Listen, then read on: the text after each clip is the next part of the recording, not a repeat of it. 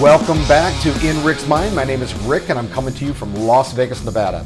Today's video is going to be so cool. It's going to take me back to when I was 16, 17 years old, growing up in Michigan. We are going to talk about Satanism, Black Sabbath, and the Catholic Church. This video is entitled Blood Road, and it's coming at you now.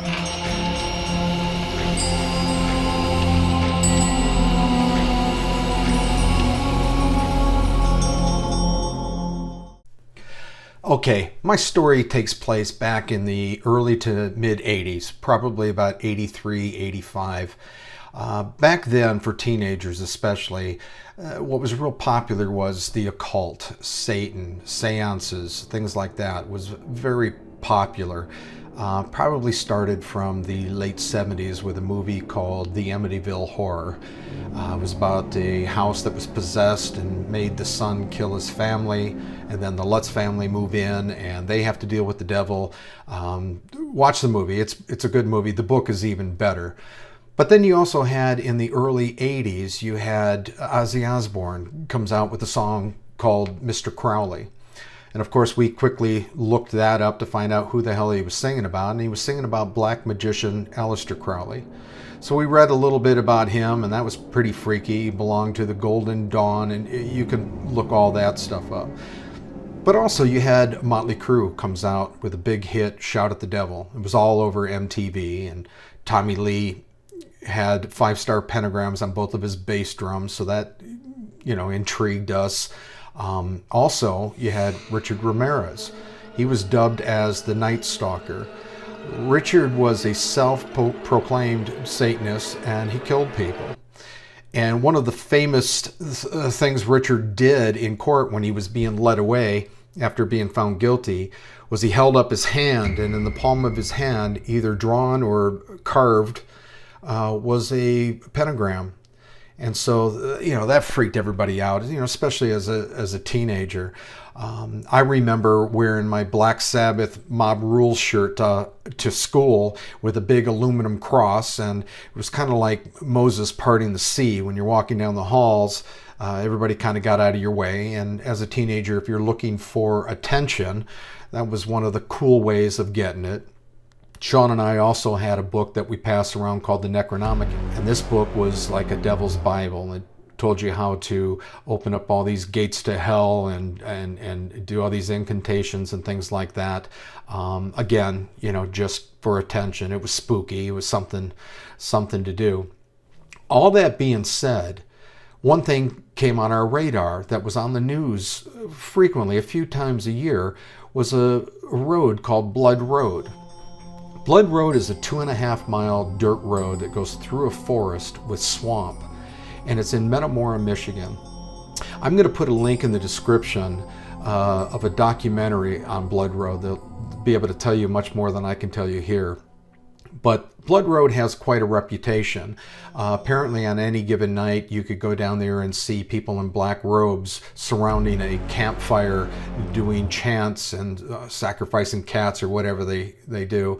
Also, there was folklore of a man killed his wife and dumped her body in a swamp. 1976, there were 3 kids found hung by their t-shirts. And what's interesting about all of this is the road, Blood Road, has nothing to do with any of this. It was actually named after a guy, Norman Blood, back in the 1800s. So perhaps the road being called Blood Road helped stir up folklore or perhaps actual devil worshiping. I don't know. But once this got on our radar, we decided we're going to take a Saturday night and go down to Blood Road. We're going to check this place out. And then we'll have even more street cred because we'll tell our friends we've been to Blood Road. Everybody had heard about it, but nobody made the drive down there, at least nobody in our circle of friends. So Sean and I decide we're going to go on this one Saturday night and we're going to pick up some friends. So we pick up Randy and then we go to Monica's house. Now Monica just happened to have her cousin stay on the night, Anne, and so we grabbed both of them. So all 5 of us crammed in Sean's 1978 Dodge Omni, and we headed to Metamora, Michigan to find Blood Road. We get down there and we can't find the road. Well, as it turns out, the street sign had been stolen, and it had been stolen so many times that the city decided they weren't going to replace it. But Sean had a map in the glove box of his car, and so we were able to find Blood Road.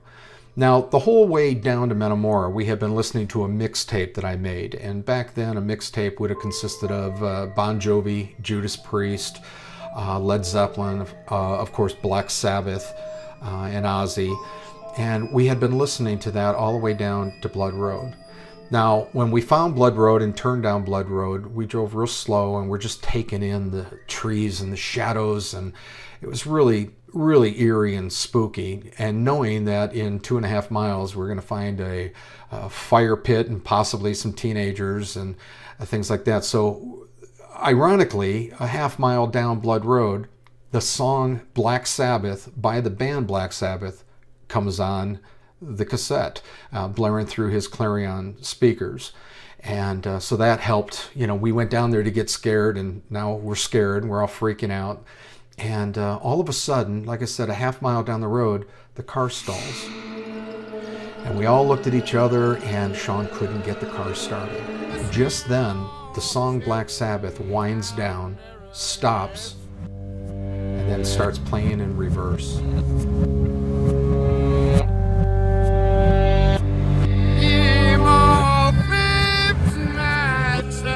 Now everybody's freaking out. The girls are crying. Everybody's screaming, let's get out of here. Let's get out of here. The car wouldn't start.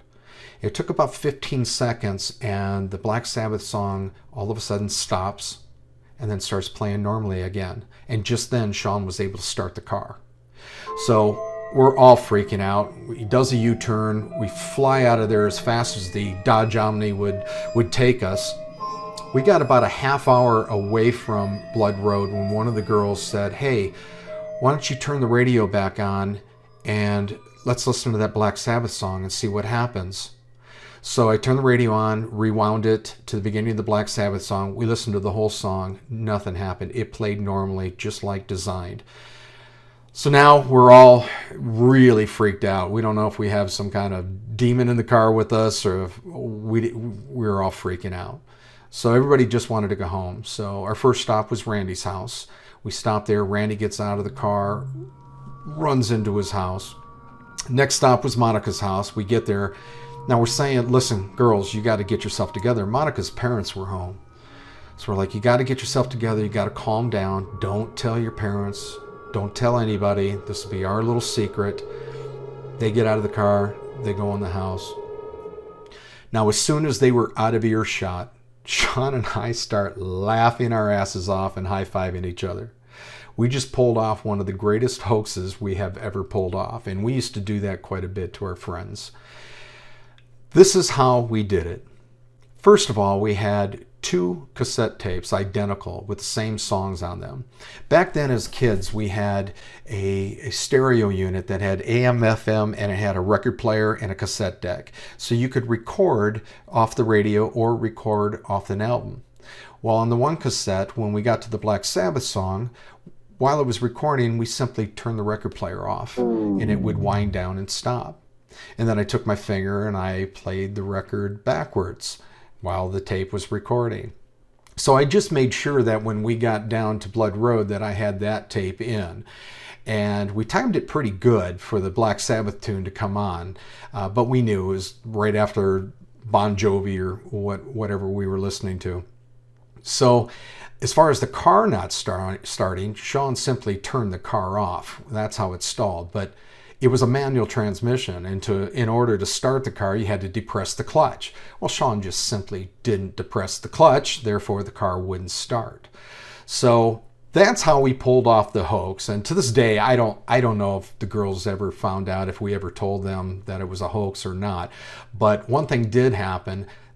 Monica did tell her parents, and the next morning, a Sunday morning, her parents took her to church. They had a meeting with the priest, and priest did all kinds of Hail Marys or whatever they do.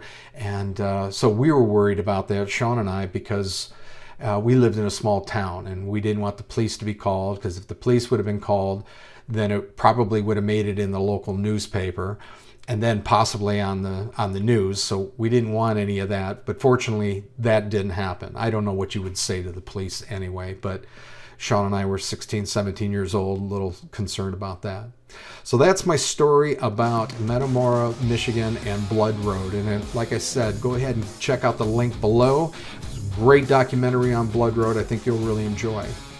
Thank you very much for watching In Rick's Mind. Hey, listen, I've got tons of stories like this. I hope you'll come back and check it out. Maybe give me a like, maybe give me a follow. I would appreciate that. Until the next one, peace.